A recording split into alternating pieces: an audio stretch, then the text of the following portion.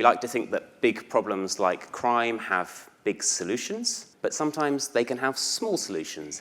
And indeed, some of the big solutions, the bold policies that are announced in terms of tackling crime, are in fact much less effective than we might like to believe. I want you to question some of your beliefs about crime as a result of the talk today. I want you to question the assumption that some of those bold policies around tougher sentences do have a dramatic impact on crime. I want you to question whether we need broad-scale social reform, poverty reduction to reduce crime, or whether we can actually make inroads without it. The reason I want to do this is because my experience here and internationally has actually persuaded me that your views matter a great deal. We like to think of our politicians as very out of touch and aloof and not caring what we think, but in fact they spend a lot of money, a lot of time and effort in understanding what the public think. They spend money on focus groups, surveys. Our views of crime also influence our attitudes and behaviours.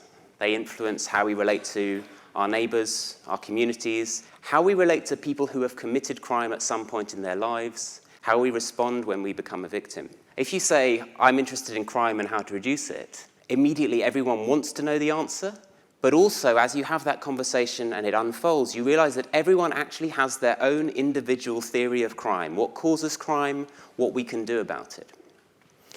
The importance of examining our attitudes to crime is, I think, one of the neglected issues of our time. It's also something that I've been doing for about 10 years.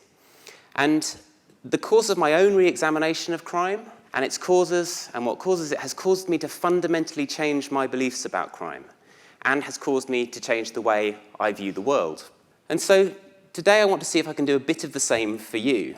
And I want to concentrate on this one truth, the idea that small changes can make a big difference.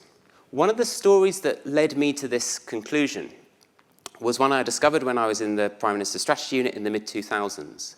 And I came across a paper written by Ron Clark and Patricia Mayhew. And it was about motorcycle theft in Germany.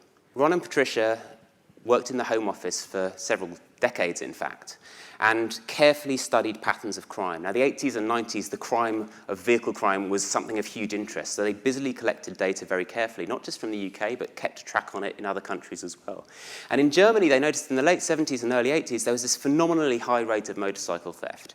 And in Germany that was an issue of political salience. There was concern about it. About 400 to 500 people each day in Germany were leaving their homes, their workplaces, or socializing with friends and finding that their motorbike had been nicked.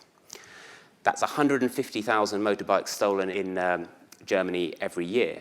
In 1980, that was the case. But as Ron and Patricia started to look at the data over time, they started to realize the motorcycle theft trend was going downwards. By 1983, motorcycle theft had fallen by a quarter. This was good, they thought. This sounds promising. But by 1986, it had fallen to 2/3 of the level it was in 1980. So instead of 150,000 motorbikes being stolen each year, 50,000 were stolen each year. Imagine that sort of change applied to a crime type that you care about, and think about the profound impact that has on a society. What caused this change? What was the new German crime-fighting strategy? Had they upped the sentences dramatically for motorcycle theft? In fact, the Germans had discovered the need to pay more attention to road safety. And in 1978, they decided that all motorcycle riders should wear motorbike helmets. And then they started to enforce it over a period of time in the early 1980s. And what it seems to have happened is that that's had a knock-on impact on motorcycle thefts. The more you understand about crime, the more you understand about the lack of planning and forethought involved in it, the more you realize that actually what was happening was people were going about their business. They were thinking, might not nick that bike because I don't have a helmet and the police will probably stop me. And it was changing their in-the-moment decisions so dramatically that you ended up with a 2/3 reduction in motorcycle theft.